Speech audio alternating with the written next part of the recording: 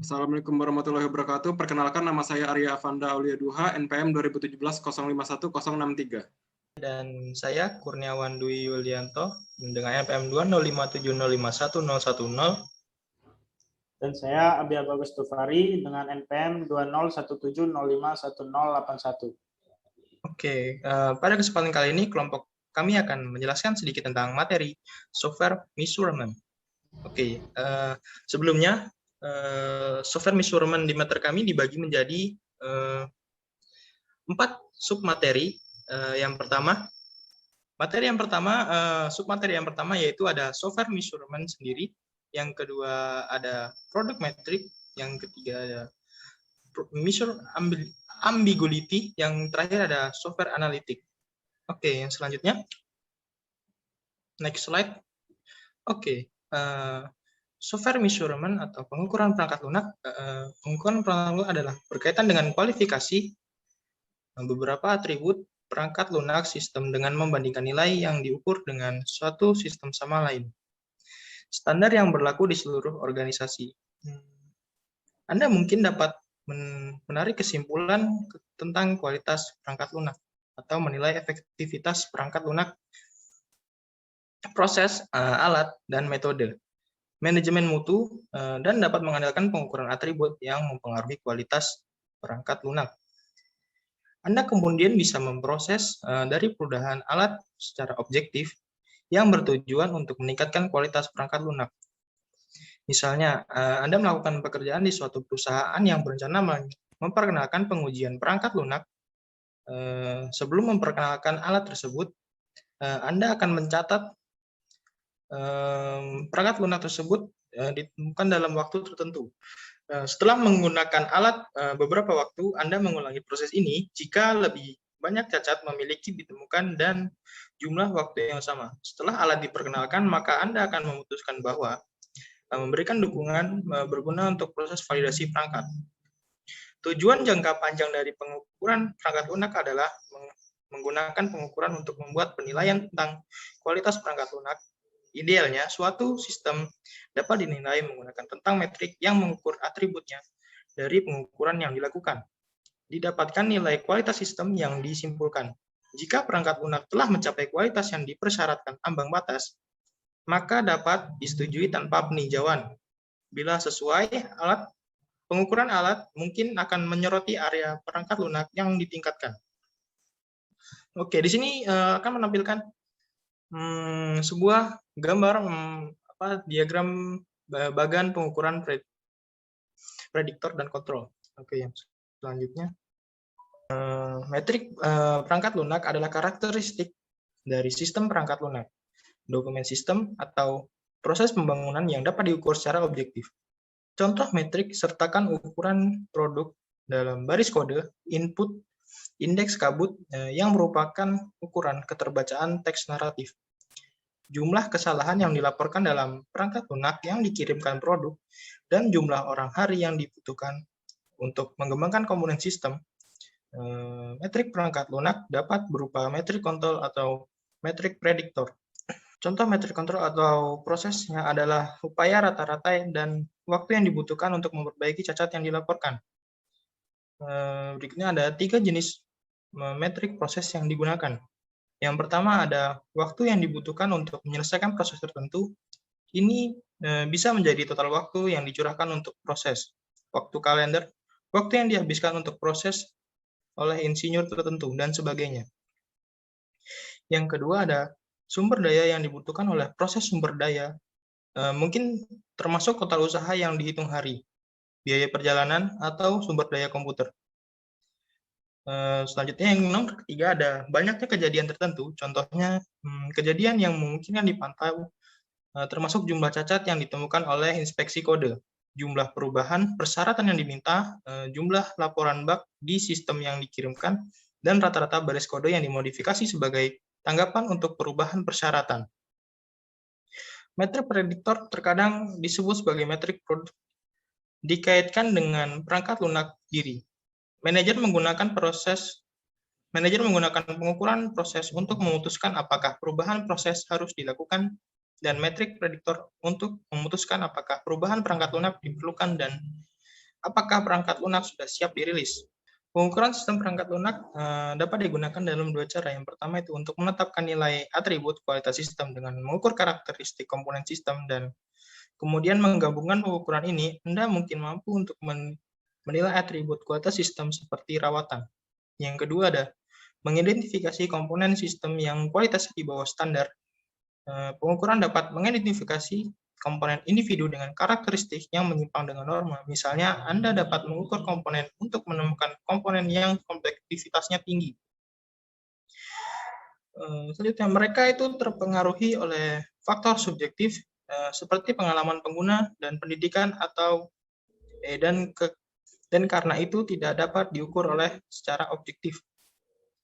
Oke, yang selanjutnya menampilkan gambar hubungan antara internal dan eksternal perangkat lunak.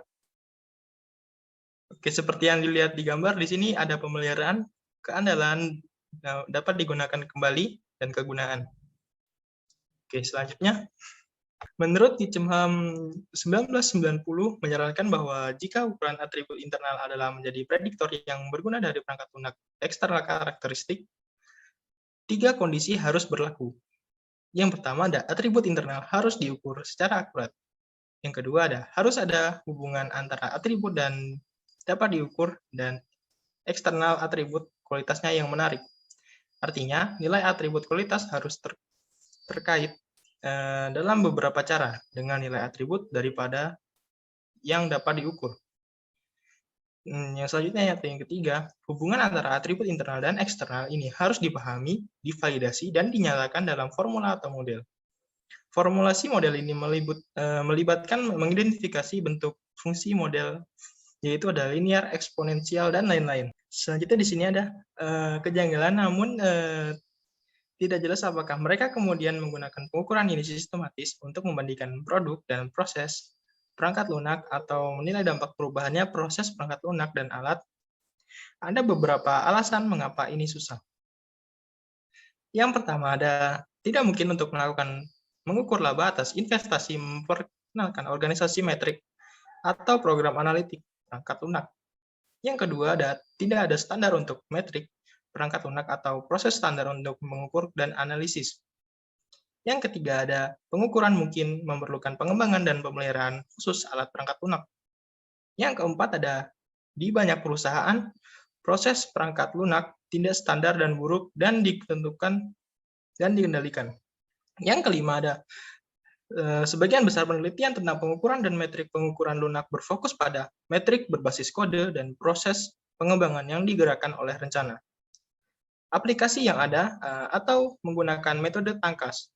Yang keenam atau yang terakhir, memperkenalkan pengukuran menambahkan overhead ke proses, ini bertentangan dengan tujuan metode tangkas yang merekomendasikan penghapusan aktivitas proses yang terkait langsung dengan pengembangan program. Oke, penjelasan selanjutnya akan dijelaskan oleh Saudara Arya. Selanjutnya, produk metrik. Metrik produk adalah metrik prediktor yang digunakan untuk mengukur atribut internal perangkat lunak sistem. Contoh metrik produk termasuk ukuran sistem, diukur dalam garis kode atau jumlah metode yang terkait dengan setiap kelas objek. Sayangnya, seperti yang telah dijelaskan sebelumnya di bagian ini, karakteristik perangkat lunak yang dapat dengan mudah diukur seperti ukuran dan kompleksitas siklomatik tidak memiliki kejelasan dan konsistensi hubungan dengan atribut kualitas seperti pemahaman dan pemeliharaan. Hubungan bervariasi tergantung pada proses pengembangan dan teknologi digunakan dan jenis sistem yang sedang dikembangkan. Metrik produk terbagi dalam 2 kelas. 1. Metrik dinamis yang dikumpulkan dengan pengukuran yang dibuat dan program dieksekusi. Metrik ini dapat dikumpulkan sama pengujian sistem atau setelah sistem telah mulai digunakan.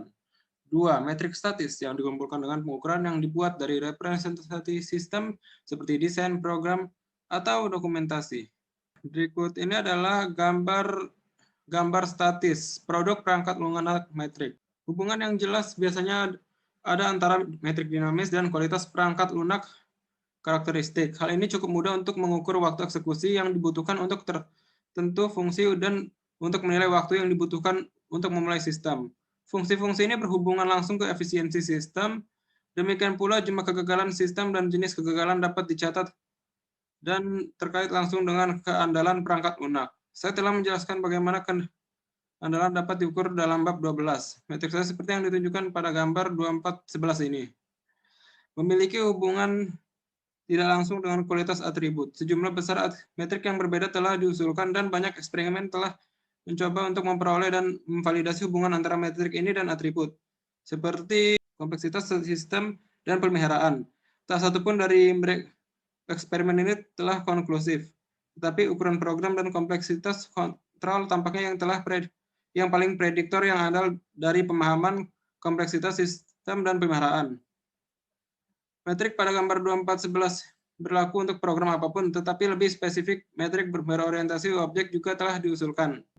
Gambar 2412 merangkum suite Cylembert dan Kammerer, kadang-kadang disebut suite CK, dari 6 berorientasi objek metrik, Cylembert dan Kammerer 1994. Meskipun metrik ini awalnya diusul pada tahun 1990-an, mereka masih berorientasi objek yang paling banyak digunakan metrik. Beberapa alat desain UML secara otomatis mengumpulkan nilai untuk ini metrik sebagai diagram UML diciptakan.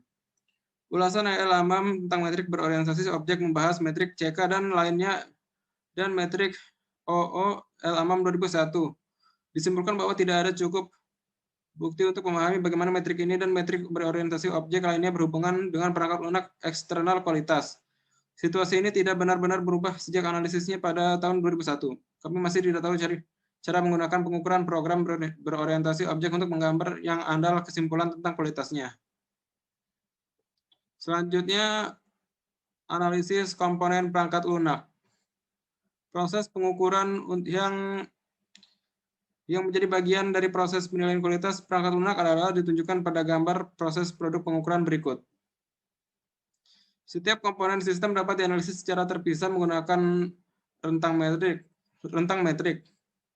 Nilai metrik ini kemudian dapat dibandingkan untuk komponen dan mungkin dengan data pengukuran historis yang dikumpulkan pada proyek. Pengukuran anomali yang menyimpang secara signifikan dari normal biasanya menunjukkan masalah dengan kualitas komponen ini. Tahapan kunci dalam proses pengukuran komponen ini adalah 1. Pilih pengukuran yang akan dilakukan. Pertanyaan-pertanyaan yang akan diukur adalah dimaksudkan untuk menjawab harus dirumuskan dan pengukuran yang diperlukan untuk menjawab pertanyaan ini didefinisikan.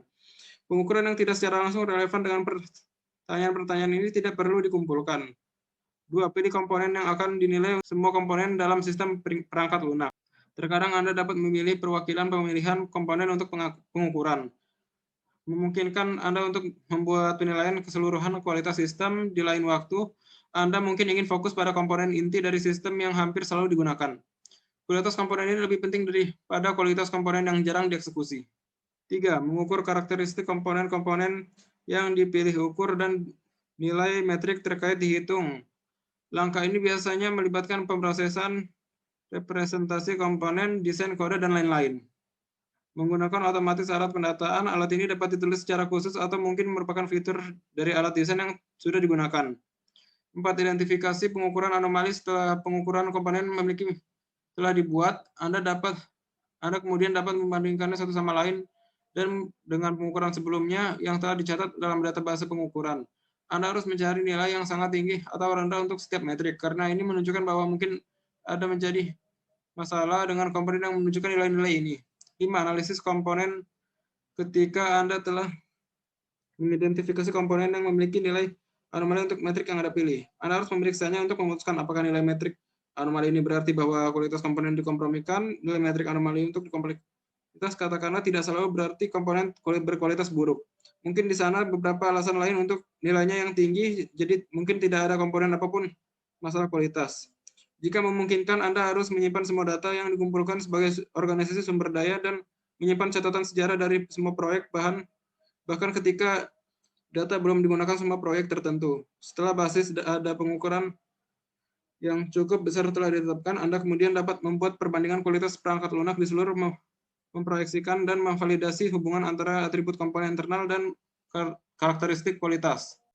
Selanjutnya saya serahkan kepada Abia Bagas. Di sini saya akan melanjutkan presentasi. Selanjutnya ada ambiguitas pengukuran atau measurement ambiguity. Ketika Anda mengumpulkan data kuantitatif tentang perangkat lunak dan proses perangkat lunak, Anda menganalisis data tersebut untuk memahami maknanya. Untuk mengilustrasikan bagaimana data yang dikumpulkan dapat ditafsirkan dengan cara yang berbeda, pertimbangan skenario berikut yang berkaitan dengan jumlah permintaan perubahan yang dibuat oleh pengguna sistem. Seorang manajer memutuskan untuk mengukur jumlah permintaan perubahan yang diajukan oleh pelanggan berdasarkan asumsi bahwa ada hubungan antara perubahan permintaan kegunaan dan kesesuaian produk. Dia berasumsi bahwa semakin tinggi jumlah permintaan perubahan, semakin sedikit perangkat lunak memenuhi kebutuhan pelanggan. Menangani permintaan perubahan dan mengubah perangkat lunak itu mahal. Organisasi oleh karena itu memutuskan untuk memodifikasi prosesnya dengan tujuan meningkatkan kepuasan pelanggan dan pada saat yang sama mengurangi biaya pembuatan perubahan. Maksudnya adalah bahwa perubahan proses akan menghasilkan produk yang lebih baik dan lebih sedikit permintaan. Proses diubah untuk meningkatkan keterlibatan pelanggan dalam proses desain perangkat lunak. Pengujian beta dari semua produk diperkenalkan dan modifikasi yang diminta pelanggan dimasukkan ke dalam produk yang dikirimkan. Setelah proses perubahan telah dibuat, pengukuran perubahan permintaan berlanjut. Versi baru produk dikembangkan dengan modifikasi proses. Dalam beberapa kasus, jumlah permintaan produk adalah berkurang. Pada orang lain itu meningkat. Manajer bingung dan merasa itu tidak mungkin untuk memahami efek dari perubahan proses pada kualitas produk. Untuk memahami mengapa ambiguitas semacam ini dapat terjadi, Anda harus memahami alasan pengguna mungkin membuat permintaan perubahan. 1. Perangkat lunak tidak cukup baik dan tidak melakukan apa yang diinginkan pelanggan. Oleh karena itu, mereka meminta perubahan untuk memberikan fungsionalitas yang mereka butuhkan. 2. Sebagai alternatif, perangkat lunak mungkin sangat bagus sehingga sangat luas dan berat bekas. Permintaan perubahan dapat dibuat karena banyak pengguna perangkat lunak secara kreatif memikirkan hal-hal baru yang dapat dilakukan dengan perangkat lunak. Di sisi lain, perubahan proses menghasilkan banyak pelanggan baru yang bahagia, yang ingin berpartisipasi dalam proses pengembangan produk. Oleh karena itu, mereka menghasilkan lebih banyak permintaan perubahan. Dengan informasi ini, Anda berada dalam posisi yang lebih baik untuk mengetahui apakah perubahan proses telah efektif dalam meningkatkan kualitas produk. Ini menggambarkan kesulitan memahami efek dari perubahan yang ilmiah. Pendekatan untuk masalah ini adalah untuk mengurangi jumlah faktor yang mungkin mempengaruhi pengukuran yang dilakukan. Dengan ini, Anda berada dalam posisi yang lebih baik untuk mengetahui apakah perubahan proses telah efektif dalam meningkatkan kualitas produk. Data kuantitatif tentang manusia kegiatan tidak selalu dapat dianggap sebagai nilai nominal. Alasan nilai yang terukur perubahan seringkali ambigu. Alasan-alasan ini harus diselidiki secara rinci sebelum kesimpulan apapun dapat ditarik dari pengukuran apapun. Yang selanjutnya ada software analitik atau analisis perangkat lunak. Analisis perangkat lunak adalah penerapan teknik tersebut pada data tentang perangkat lunak dan proses perangkat lunak. Ada dua faktor telah memungkinkan analitik perangkat lunak. Yang pertama, pengumpulan otomatis data pengguna oleh perusahaan produk perangkat lunak ketika produk mereka digunakan. Jika perangkat lunak gagal, informasi tentang kegagalan dan status sistem dapat dikirim melalui internet dari komputer pengguna ke server yang dijalankan oleh pengembang produk. Akibatnya, sejumlah besar data tentang produk individual seperti Internet Explorer atau Photoshop telah bersedia untuk menganalisis. Yang kedua, penggunaan perangkat lunak sumber terbuka yang tersedia pada platform seperti SourceForge dan GitHub dan repositori sumber terbuka dari data rekayasa perangkat lunak dikemukakan oleh Menzies dan Zimmerman pada 2013. Kode sumber perangkat lunak, sumber terbuka tersedia untuk analisis otomatis dan terkadang dapat dihubungkan dengan data di sumber terbuka gudang. Menzies dan Zimmerman mendefinisikan perangkat lunak analitik sebagai analisis perangkat lunak adalah analisis dapat perangkat lunak untuk manajer dan perangkat lunak insinyur dengan tujuan memberdayakan individu, pengembangan produk perangkat lunak, dan tim untuk mendapatkan berbagai wawasan dari data mereka untuk membuat keputusan yang lebih baik. Bush dan Zimmerman menyarankan jumlah pedoman penggunaan alat. Yang pertama, alat harus mudah digunakan karena manajer tidak mungkin memiliki pengalaman dengan analisis. Yang kedua, alat harus berjalan dengan cepat dan menghasilkan keluaran yang ringkas daripada volume yang besar dari informasi. Yang ketiga, alat harus melakukan banyak pengukuran menggunakan parameter sebanyak mungkin. Saya tidak mungkin untuk memprediksi sebelumnya wawasan apa yang mungkin muncul. Yang keempat, alasan harus interaktif dan memungkinkan manajer dan pengembang untuk menjelajahi analisis. Mereka harus menyadari bahwa manajer dan pengembang tertarik pada hal yang berbeda. Mereka tidak boleh prediktif, tetapi harus mendukung pengambilan keputusan decision berdasarkan analisis data masa lalu saat ini. Oke, terima kasih untuk penjelasannya dan terima kasih untuk semuanya yang telah mendengarkan materi dari kelompok kami. Saya Eri. Wassalamualaikum warahmatullahi wabarakatuh.